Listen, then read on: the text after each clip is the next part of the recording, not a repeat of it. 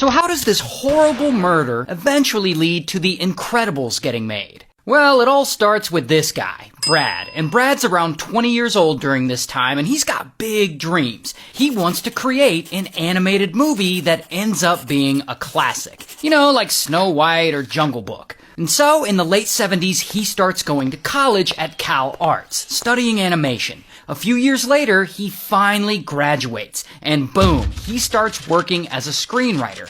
But over the years, most of the movies he writes don't get made. But whatever, Brad's not gonna give up. And he works for years. And then, in 1989, Brad's around 32 years old now, something terrible happens that changes his life forever. See, Brad has a sister, this woman, Susan. And Susan's around 37, and she and Brad are really close. But, unfortunately, Susan is in a terrible marriage. And her husband's an absolute piece of shit. I mean, he's awful to her, he's abusive, and she's been trying to get out of this marriage for a while. So, from what I read, Susan and her husband are separated, or at least they're living in different places at this point. But one night, husband comes over to her house, probably to start some shit, and the two of them get into some kind of fight, and this fight gets really bad. And at some point, he gets so mad that he pulls out his pew-pew, and he just, blam, shoots Susan. And then he shoots her again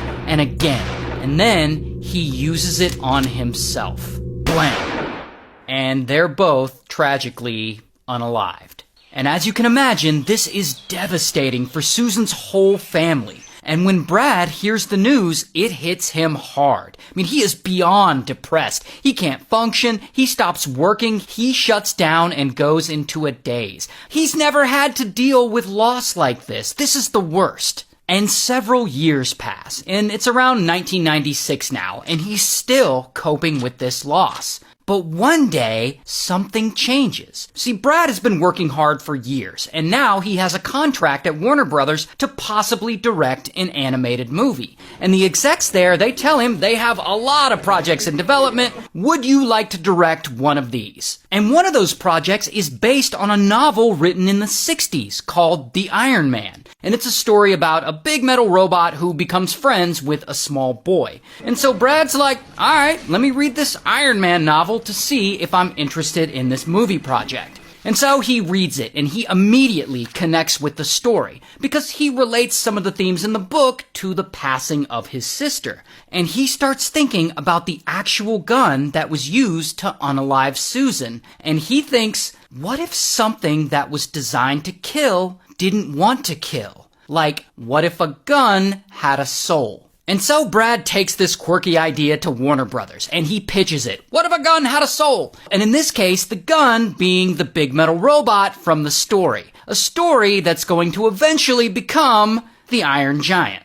And amazingly, the suits at Warner Brothers say yes! And so for the first time, Brad gets the chance to write and direct his first ever feature film. And so, boom, Brad gets to work right away, banging out the screenplay for this. He wants this Iron Giant movie to not just be an animated classic, but he specifically wants it to help people cope with death and loss the same way he had to deal with losing someone he loves. And so he and his team, they start producing this movie, and they work for years on it. I mean, this movie means everything to Brad. And so he carefully works the themes of death into this children's story. It's dead.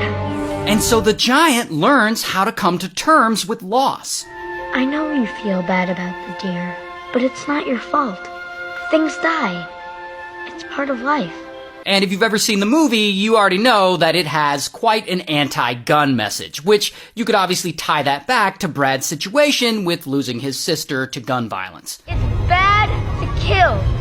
Guns kill.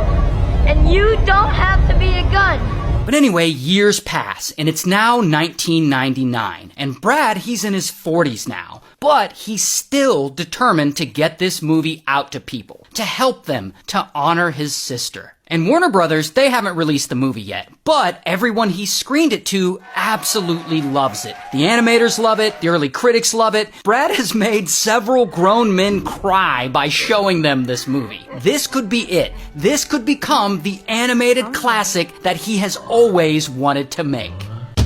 Until... The movie premieres, and it bombs. And it bombs badly, like really, really badly. Like it cost $50 million to make, but it only made $31 million back. And of course, poor Brad is devastated. I mean, he put years of his life into this movie, and the message was such a personal one to him. And so he starts to wonder, is this it for me? Will I ever direct again?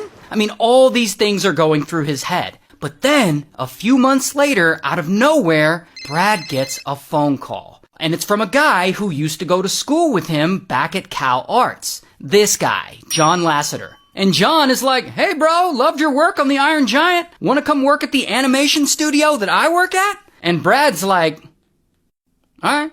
Now John just happens to work at a studio that's getting quite a bit of buzz during this time. A studio called Pixar. And so, in the year 2000, Brad comes to work at Pixar, and he reunites with John, his buddy from college. Oh,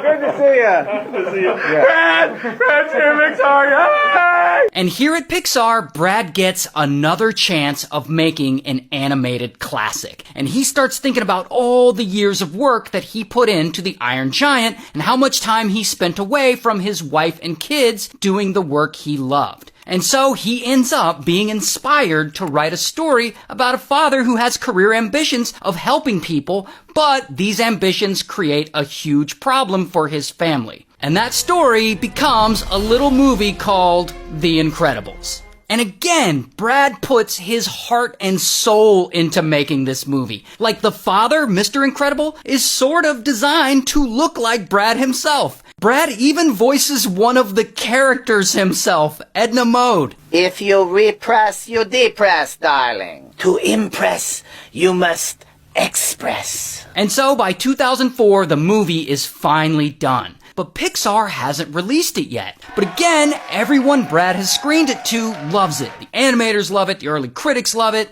Then it premieres, finally.